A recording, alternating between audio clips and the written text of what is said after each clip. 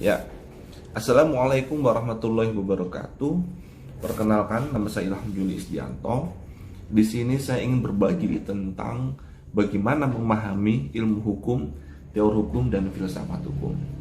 Seringkali sivitas akademika itu memiliki kesulitan dalam membedakan antara ketiganya, dalam memahami antara ketiganya, atau dalam mengimplementasikan bagaimana sih cara berpikir dalam kerangka keilmuan hukum, dalam kerangka teoritik hukumnya, maupun dalam kerangka filsafat atau filosofisnya. Ya, yang pertama adalah saya ingin kemudian kita memahami bahwa perjuangan menempatkan hukum itu sebagai sebuah science atau suatu ilmu pengetahuan itu tidaklah mudah. Dulu banyak sebenarnya yang kemudian meragukan bahwa ilmu hukum itu menjadi suatu ilmu pengetahuan, atau kemudian orang lebih preference bahwa ilmu hukum itu pada dasarnya dia bukan sebuah ilmu pengetahuan. Kita bisa melihat di sini, pertama kita mengenal Friedman, teorinya tuh banyak digunakan, terutama teori struktur hukum atau legal struktur, legal substance, dan legal kultur di dalam bagaimana kita kemudian menguji suatu fenomena, suatu problem, ataupun suatu implementasi dari sebuah hukum. Teorinya banyak digunakan. Beliau adalah ahli dari sosiologi hukum di Amerika. Dan menurut Friedman sendiri, hukum itu bukanlah suatu sains atau ilmu pengetahuan. Karena apa? Karena kalau kita berbicara tentang hukum, ya prinsip-prinsipnya itu tidak bisa diverifikasi. Nggak bisa. Dia kemudian tidak bisa diverifikasi atau dieksperimenkan terlebih dahulu, kemudian baik itu eksperimen secara induktif maupun eksperimen secara deduktif. Nggak bisa. Contoh gini, seorang hakim yang kemudian dia memutus suatu perkara, dia tidak bisa memberikan jaminan bahwa putusan itu akan benar-benar efektif. Seorang legislator yang kemudian dia membuat suatu regulasi, dia tidak benar-benar bisa menjamin bahwa regulasi tersebut itu efektif. Ya, nggak ada jaminan. Karena apa? Di dalam proses pembuatan hukum itu tidak ada eksperimental, tidak ada pengujian secara eksperimen, tidak ada. Berbeda kalau kemudian orang membuat obat, dia kemudian ada proses pengujian secara klinis. Itu adalah verifikasi eksperimen, ya, verifikasi eksperimental. Ya. Baik itu dilakukan secara induktif maupun dilakukan secara deduktif. Apa itu induktif?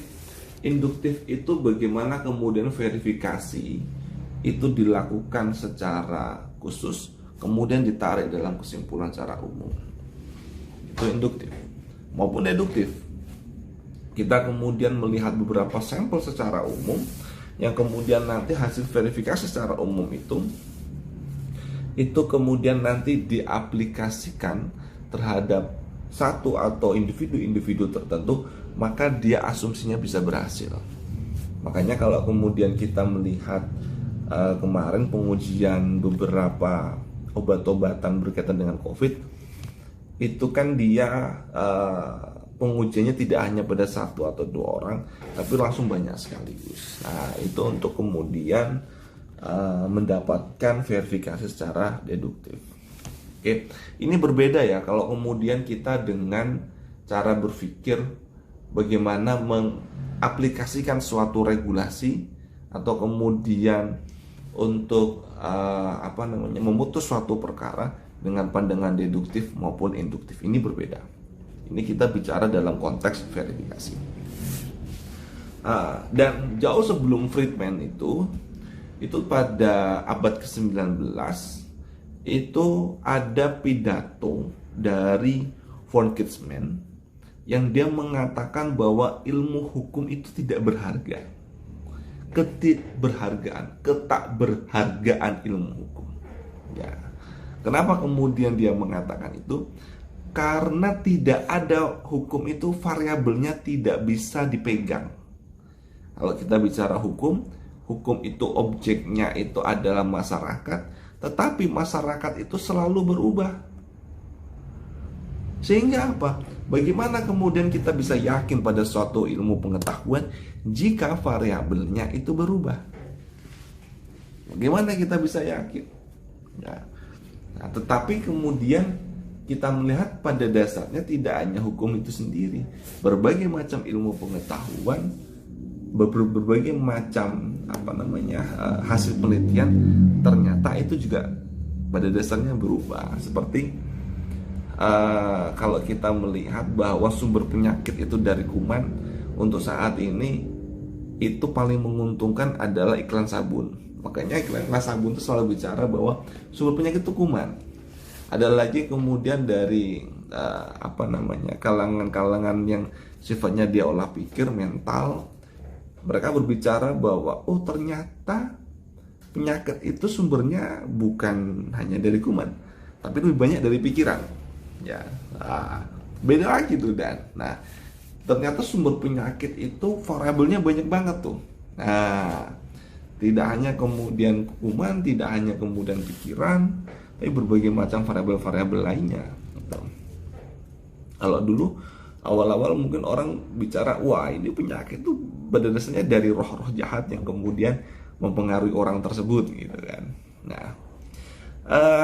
Selain Kidsman juga ada Landstedt ya, yang kemudian dia mengatakan ketakilmiahan ilmu hukum pada tahun 1932. Jadi dia kemudian sekitar 100 tahun setelah Kidsman, dia kemudian mengatakan bahwa ilmu hukum itu tidak ilmiah. Ya, kenapa tidak ilmiah? Karena metodenya itu tidak definitif. Di dalam hukum tidak ada satupun metode yang definitif, atau tidak ada satupun metode yang pasti. Itu dalam hukum. Jadi hukum pada dasarnya dia sangat open, sangat terbuka dengan berbagai macam bentuk metode. Bahkan metode-metode baru sekalipun mereka sangat terbuka. Hukum itu sangat terbuka. Dia tidak hanya mengacu pada satu buah metode, tapi dia bisa digunakan dalam berbagai macam metode. Dan saya nggak tahu nih kabar baik atau kabar buruk ya. Setiap metode itu kan menghasilkan result yang berbeda. Ya kan? Menghasilkan result yang berbeda. Makanya kemudian Landstedt ini juga dia mengatakan lah itu tidak ilmiah dong. Kalau kemudian setiap metode resultnya atau hasilnya itu berbeda-beda, ya di mana kemudian keilmiahannya? Di mana kemudian jaminan kepastiannya? Ya, jaminan kepastiannya di mana? Nah, ini adalah tokoh-tokoh yang kemudian mereka melihat hukum itu penuh dengan ketidakilmiahan. Hukum itu kemudian tidak bisa dikatakan dia sebagai suatu sains atau ilmu pengetahuan, karena proses verifikasinya, kalau kita bicara variabel-variabelnya itu semuanya cenderung dinamis ya, tidak seperti kebanyakan ilmu-ilmu pengetahuan seperti fisika, ilmu-ilmu kedokteran, biologi, itu mereka cenderung statis. Metodenya dan lain sebagainya semuanya bisa diverifikasi. Nah, terus bagaimana kemudian pandangan sebaliknya? Saat kemudian orang berbicara ilmu hukum itu adalah ilmiah. Ya, saya di sini menggunakan pandangannya Hans Kelsen. Karena mau bagaimanapun Hans Kelsen itu sosok cerdas yang dia kemudian bisa membawa ilmu hukum itu dengan derajat yang keren ya. Yang keren artinya dia kemudian membuat derajat ilmu hukum itu diakui secara saintis ya, diakui secara ilmiah. bahwa kemudian sarjana hukum itu bisa juga loh disebut sebagai seorang ilmuwan. Ya. Hans Kelsen, ya, dia menyatakan bahwa ilmu hukum berupaya memahami objek secara hukum. Ah, ini kata kuncinya. Ini kata kuncinya, secara hukum. Jadi nggak bisa Anda memahami hukum tapi secara fisika, secara biologi. Nggak bisa, kata dia. Metodenya berbeda. Jadi kalau kita bicara fisika, ada kemudian verifikasinya. Ilmu-ilmu saintis lainnya itu ada verifikasinya. Ilmu hukum berbeda. Sudut pandang yang kemudian harus dilihat adalah sudut pandang normatif, ya, bukan pure empirik. Apa yang kemudian dicatat, diobservasi di lapangan segala macam, dicari kemudian pola-pola verifikasinya, bukan. Ya. Menurut Hans Kelsen, memahami sesuatu secara hukum, ya, secara hukum berarti memahami sesuatu sebagai hukum, yaitu sebagai norma hukum atau sebagai muatan dari norma hukum. Ada dua nih ya, norma hukum atau muatan. Muatan ini juga bisa bahan, ya, dari norma hukum sebagaimana ditetapkan oleh norma hukum. Oke. Norma hukum atau muatan yang ditetapkan oleh norma hukum. Makanya kemudian istilah normatif itu di sini. Dan perlu diketahui, normatif itu dari kata norm, yang kemudian dulu di era Yunani itu norm itu adalah siku. Jadi siku yang dimaksud di sini adalah untuk meluruskan. Normatif berarti dia sifatnya tuh mengharuskan sesuai dengan itu tadi, takaran, sesuai dengan aturan atau yang seharusnya, ya, makanya istilah kemudian yang siku tadi digunakan untuk meluruskan, maka norm itu kemudian diharapkan meluruskan tingkah laku, ya.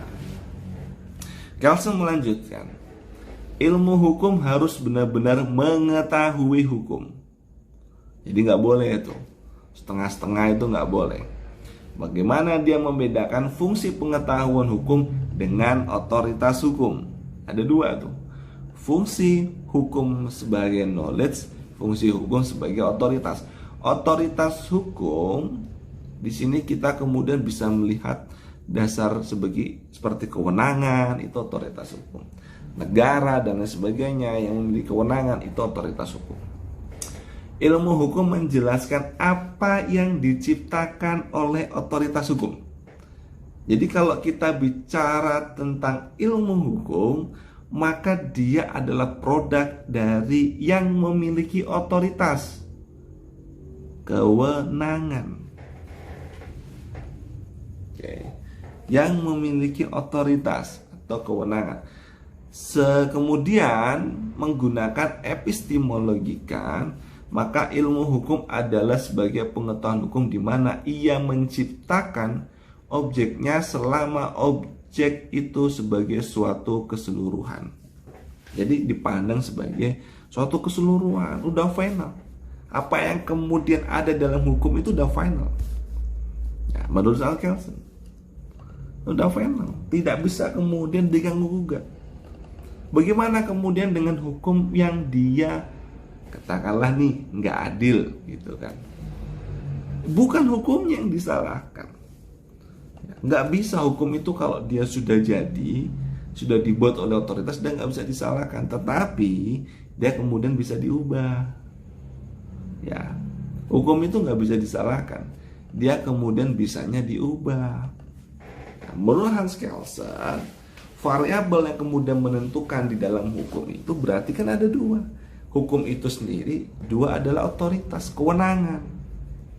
Jadi tidak sembarangan. Kenapa kemudian dia bicara kewenangan? Supaya tidak ada kesewenang-wenangan. Jadi dasar dari otoritas ini pada dasarnya adalah supaya tidak ada kesewenang-wenangan, penuh dengan kepastian. Ya, makanya apa? Biasanya produk dari otoritas ini yang kemudian dia pasti bentuknya adalah tertulis, baik itu berupa kebijakan dan lain sebagainya, kemudian didasarkan pada hukum, maka dia berarti memiliki kewenangan untuk itu. Kewenangan itulah yang kemudian menjadi kata kunci. Otoritas daripada hukum itu sendiri. Sehingga apa? Dengan dasar kewenangan muncul produk hukum. Hukum itu kemudian dia memberikan atribusi kewenangan terhadap lembaga-lembaga yang ada. Lembaga untuk menegakkannya, lembaga untuk melaksanakannya, ya kan? Nah inilah bicara hukum. Dan dalam konteks ini nggak bisa, kata Hans Kelsen, Anda kemudian mengambil cara pandang dari pemikiran-pemikiran lain, termasuk pemikiran sosiologi, pemikiran antropologi, pemikiran ekonomi. Nggak bisa, hukum ya hukum. Jadi sulit kemudian membayangkan Hans Kelsen menyetujui bahwa politik determin hukum. Sulit. Menurut dia, ya hukum harus determin politik. Dia tidak bicara tentang apa yang terjadi senyatanya, enggak. Tapi yang senyatanya itu harus kemudian didasarkan pada dasolen yang seharusnya. Inilah kemudian dasar normatif.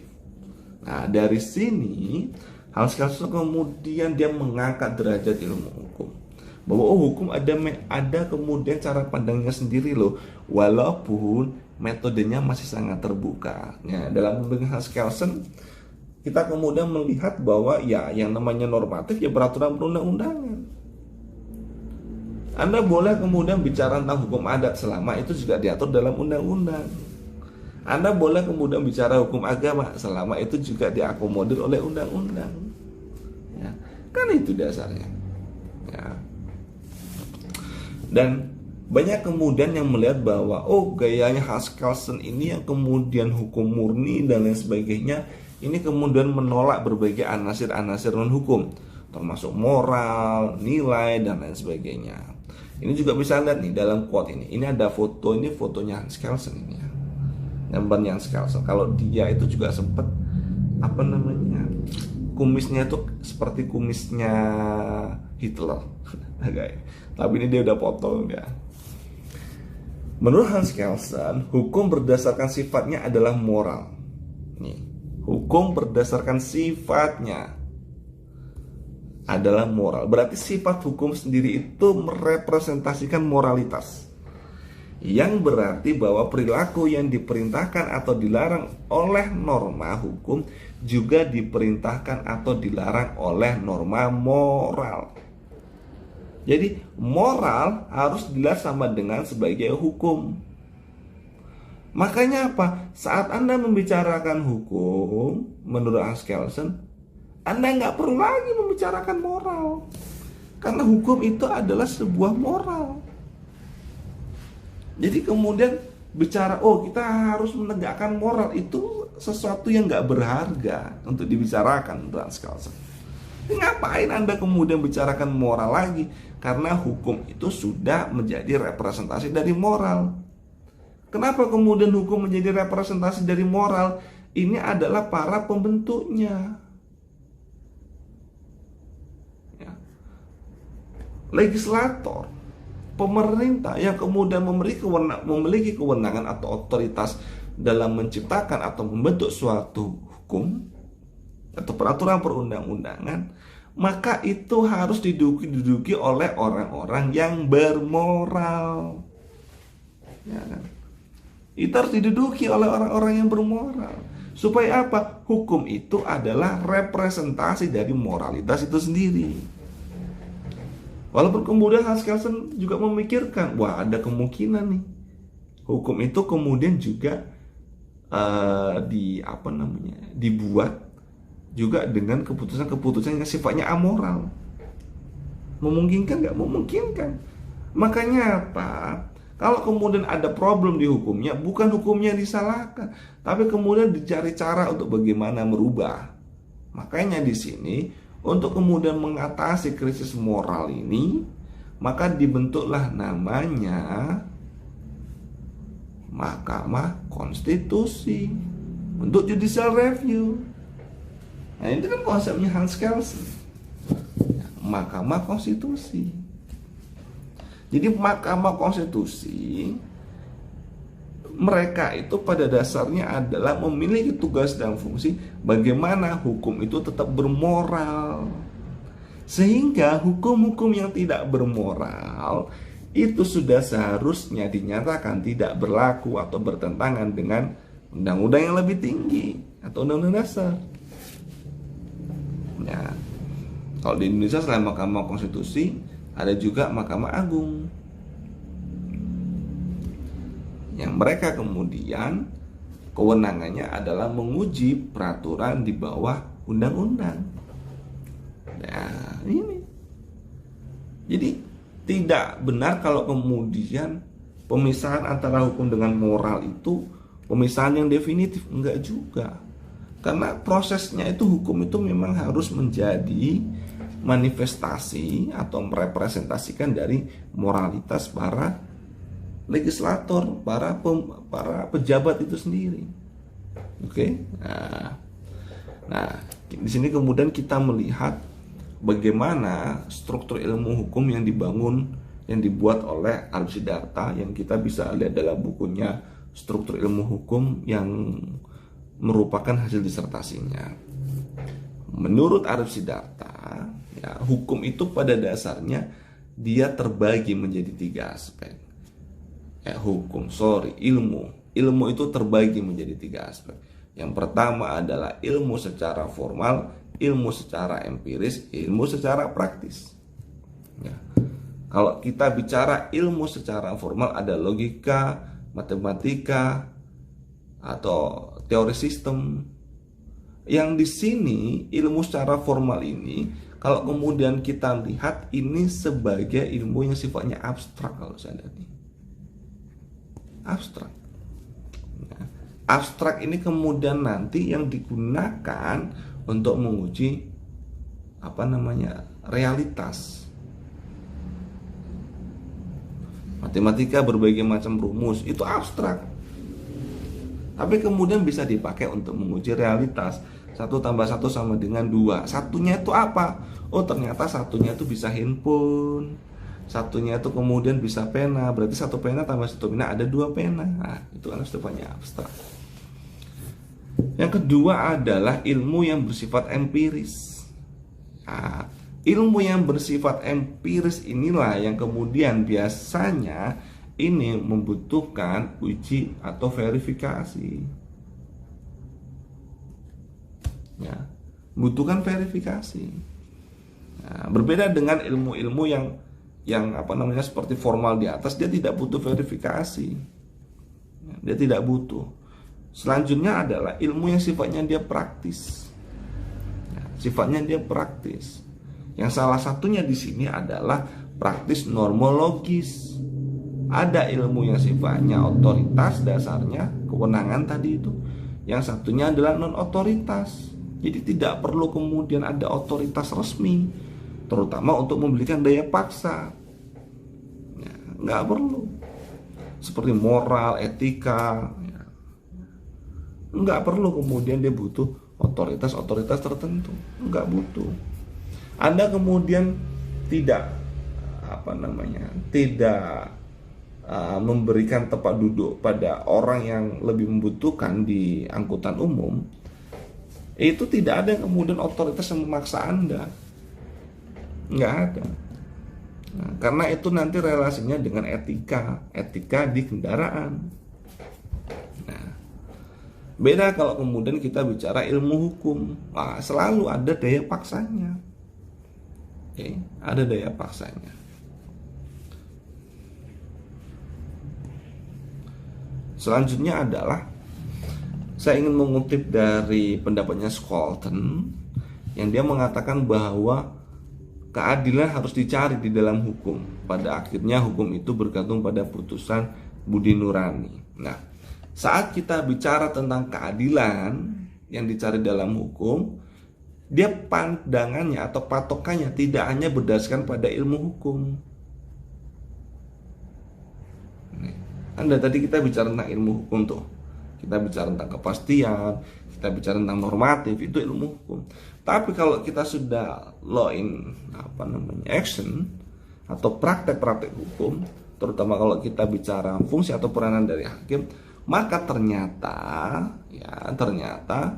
saat kemudian kita berproses dalam hukum itu sendiri, itu tidak hanya digunakan ilmu hukum, tapi juga kemudian pemahaman lainnya. Ada tingkatannya. Tingkatan yang kedua adalah tingkatan teori hukum. Apa sih itu teori hukum? Ya, satu, teori hukum itu nggak sama loh dengan ilmu hukum. Beda. Jadi teori hukum itu berbeda dengan ilmu hukum. Nah, ataupun sebaliknya bukan.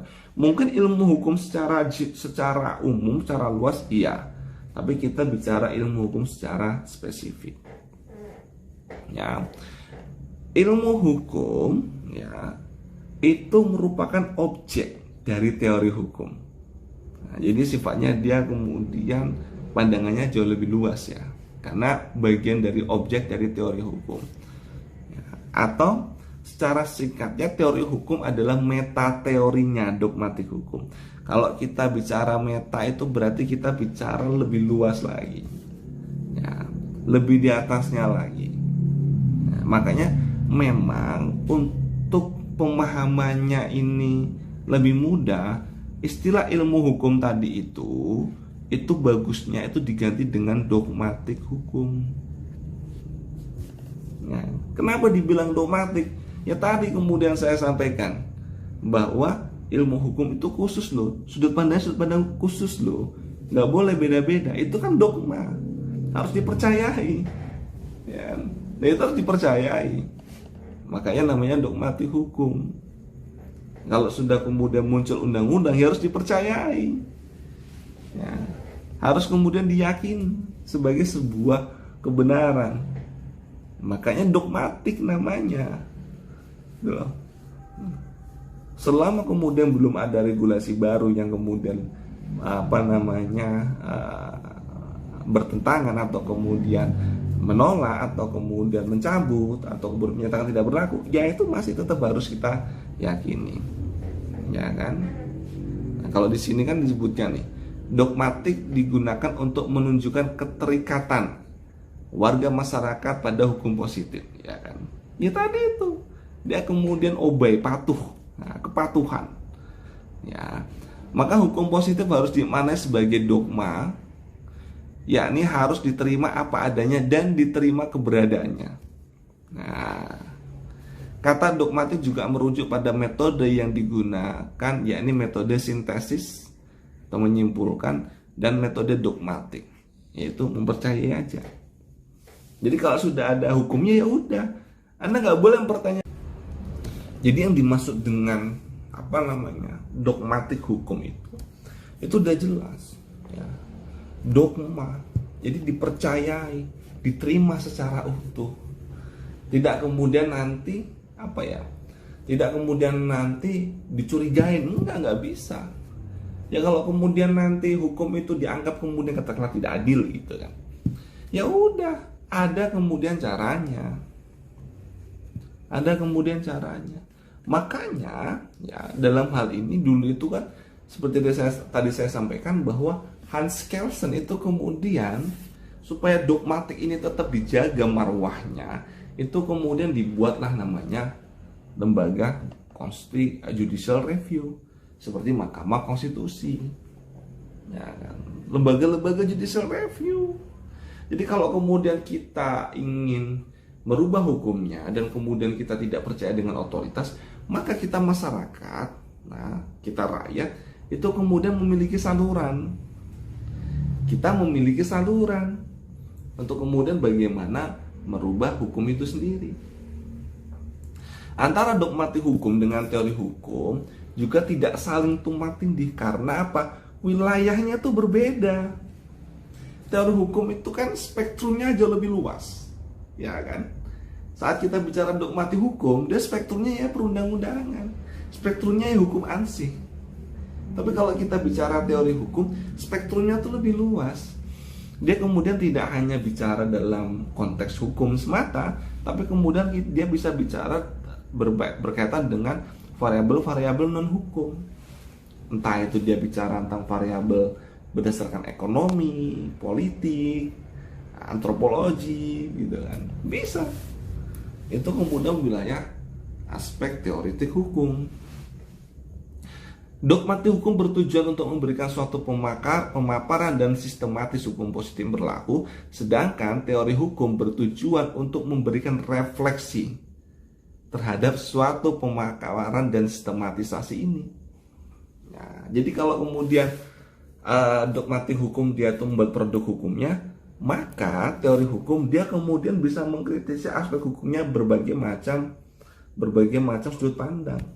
Tidak hanya asas sudut pandang hukum, tapi dia berbagai macam sudut pandang. Supaya apa?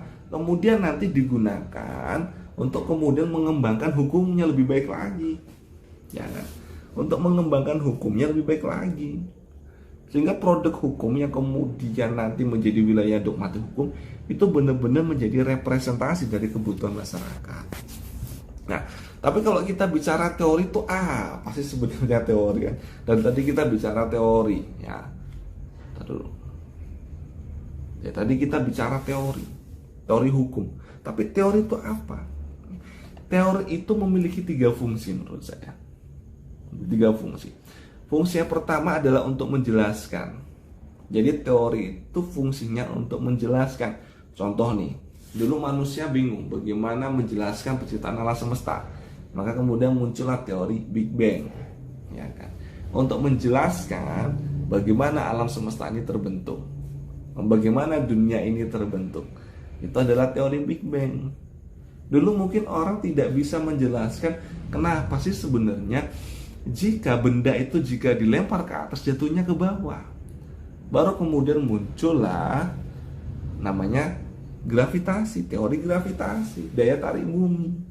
Nah, ini adalah teori-teori yang digunakan untuk menjelaskan suatu fenomena, termasuk juga fenomena hukum.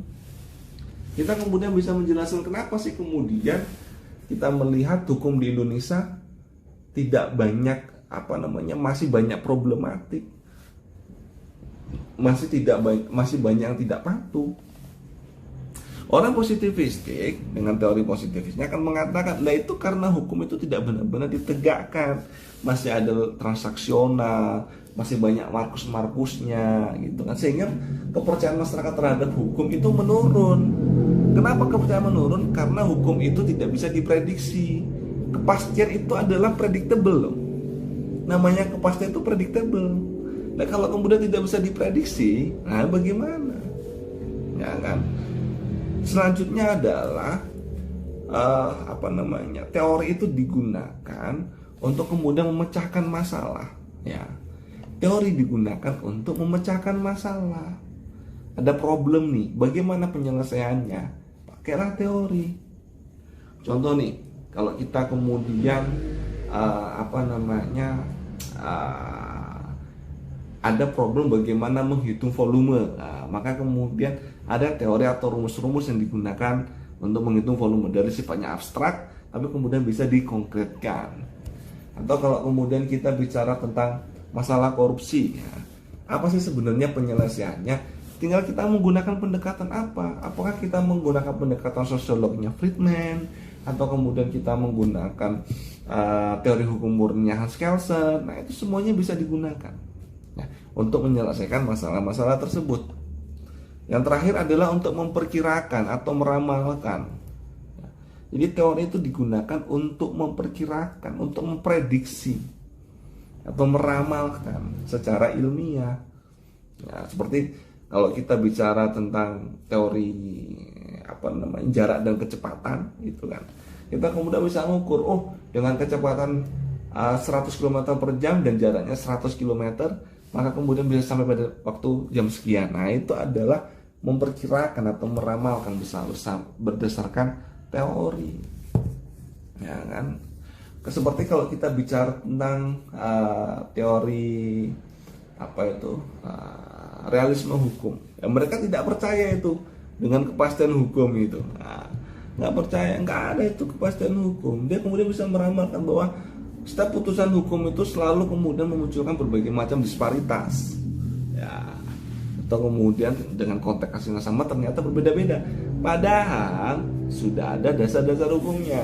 Nah itu menurut Jan Gisel dan Mars van Hoek, dia menyatakan bahwa kalau kita bicara tentang teori, paling enggak dalam konteks teori hukum juga ya, ini bisa diaplikasikan karena mereka ini banyak menulis tentang hukum.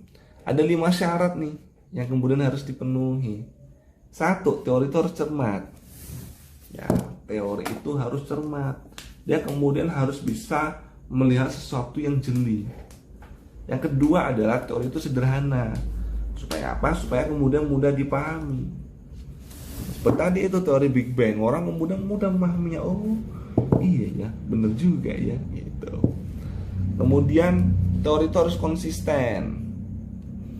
Dia nggak boleh kemudian hasilnya tuh berubah-ubah, nggak boleh, konsisten. Kemudian teori harus mempunyai lingkup jangkauan yang lebih besar atau lebih luas. Nah, seperti kalau kita bicara tentang teorinya Friedman, nah tadi itu, atau kita pakai teorinya Roscopion, nah, maka jangkauannya luas. Dia bisa diaplikasikan tidak hanya pada satu kasus, maksudnya luas itu. Tidak hanya diaplikasikan pada satu fenomena, tapi berbagai macam fenomena yang mirip. Ya. Dan sebuah teori harus produktif dengan hubungannya dengan penelitian-penelitian yang baru. Jadi teori itu kemudian tidak hanya nih, oh teori yang gunakan si Ilham setelah digunakan si B kok hasilnya beda, enggak.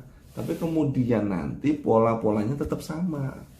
Mau dia menggunakan si Ilham, mau dia menggunakan si Rudy, mau dia menggunakan si Kelvin dan lain sebagainya, tetap sama. Nah, konstruksi yang dibangun kemudian sama. Nah, walaupun nanti ada banyak variabel-variabel yang mempengaruhinya, ya kan? Dan setiap variabel itu tetap nanti hasilnya beda. Walaupun kalau kita bicara dalam kerangka positivistik, nggak ada itu variabel-variabel ya. Dalam hukum itu nggak dikenal variabel. Ya. Kemudian nextnya adalah filsafat hukum. Nah, tadi kita bicara tentang ilmu atau dogmatik hukum. Kemudian kita bicara secara meta dari dogmatik hukum adalah teori hukum, dan meta dari teori hukum adalah filsafat hukum. Nah, apa itu filsafat? Filsafat adalah sebuah kontemplasi atau perenungan, sebuah refleksi yang mendalam, ya, mendalam. Kalau teori itu berpikirnya meluas, filsafat itu berpikirnya mendalam. Semakin dalam itu semakin bagus. Radikal, nah, artinya mendasar. Nah, bukan kemudian radikal dalam perilaku yang arogan, itu bukan ya. Tapi radikal artinya mendasar, atau sebuah etos bagi kelangsungan suatu bangsa, terlebih bila itu adalah bangsa yang merdeka. Maka sebagai bangsa yang merdeka, kita kan kemudian harus memiliki nih konstruksi filosofinya sendiri. Kita punya Pancasila, dasar filosofi Grundslag, tapi sayangnya kita belum memiliki teori pemikiran berdasarkan Pancasila itu seperti apa. Kita belum kemudian banyak yang mengulik. Saya itu juga salah satu yang kemudian mengulik itu, yang kemudian sudah saya tuangkan dalam buku Prinsip Proporsionalitas Hukum. Ini membangun paradigma dasar daripada Pancasila itu kemudian dibangun sebagai dasar teori hukum Indonesia. Kemudian pemahaman akan hukum akan terus berkembang, sehingga konsepsi tentang hukum juga akan terus berkembang sebagaimana kebutuhan hukum di masyarakat. Jadi pemahaman atas hukum sendiri itu dia tidak statis, tapi dia dinamis, selalu berubah. Oleh karenanya disinilah tugas utama filsafat hukum, yang selalu menghendaki jawaban atas pertanyaan what is law? Apa sih hukum itu? Itu adalah tugas dari filsafat. Apa itu? Kenapa kemudian pertanyaan simple? Simple tapi ini mendalam dan radikal. Karena apa? Sampai saat ini belum ada satupun sarjana yang kemudian bisa menjelaskan pemahaman hukum secara komprehensif. Belum ada. Hukum kemudian dimaknai dalam berbagai macam aspek, ya kan? Nah, ia menghendaki agar manusia berpikir masak-masak tentang jawaban atau persepsi pengetahuannya, ya. Atau persepsi pengetahuannya. Istilah persepsi pengetahuannya berarti berdasarkan dari apa yang dia ketahui, ya. Makanya kemudian kita melihat keyakinan atau kemudian pemahaman itu selalu berkembang dan bertanya pada diri sendiri apa yang sebenarnya dianggap atau terpahami sebagai hukum. Nah, kan banyak kita bicara hukum. Kalau orang Minang itu ada istilah itu adat atau hukum yang sebenarnya adat atau kalau adat itu diganti dengan kata hukum adalah hukum yang sebenar-benarnya hukum, atau kemudian adat yang diadatkan ya, atau hukum yang kemudian dihukumkan atau kemudian dibuat sengaja, atau adat nan teradat dan adat istiadat. Nah, itu orang-orang Minang itu kemudian dia bisa memiliki klasifikasi hukum. Bahkan kalau kemudian kita masyarakat lokal itu biasanya dia membedakan istilah hukum dengan adat. Hukum itu lebih sebagai produk otoritas seperti negara atau kerajaan. Di Ramajapahit dulu itu juga ada kitab hukum namanya Kutara Manawa dan Masastra. Kalau kemudian di Jambi ada Undang-Undang Jambi, di Lampung ada Kuntara Rajaniti. Nah, itu adalah produk-produk hukum yang kemudian kalau kita bicara adat itu adalah produk hukum yang kemudian muncul dan berkembang bersama dengan masyarakat itu sendiri. Kalau hukum itu biasanya tertulis, di zaman dulu juga tertulis. Kalau adat itu dia sifatnya tidak tertulis kebanyakan, tapi dia seringkali juga tercatat ya. Nah, problem filsafat hukum. Apa sih sebenarnya problem filsafat hukum? Kini filsafat hukum masih ada kendaraan lewat. Ya. Kini filsafat hukum masih dalam belenggu adab pemikiran Barat. Ya. Jadi kalau kita kemudian cari referensi berkaitan dengan filsafat hukum, kita kemudian ketemunya selalu Barat, Hans Kelsen, Thomas Aquinas dan siapa ya. Ini tentu merupakan suatu bentuk penegasian terhadap konsepsi filsafat. Jadi kalau kemudian kita hanya mengacu pada satu tradisi filsafat atau kemudian katakanlah Barat, nah itu penegasian terhadap filsafat, berarti kita pemikirannya kita masih kurang. Ya, kita masih kurang. Kini harus ada suatu kesadaran bahwa pemahaman hukum Barat, walau betapapun masih terikat padanya, bukanlah satu-satunya yang ada dan bernilai penuh. Bahwa hukum itu nggak cuma Barat atau berasal dari Barat, tapi hukum juga ada dari Timur, ya kan?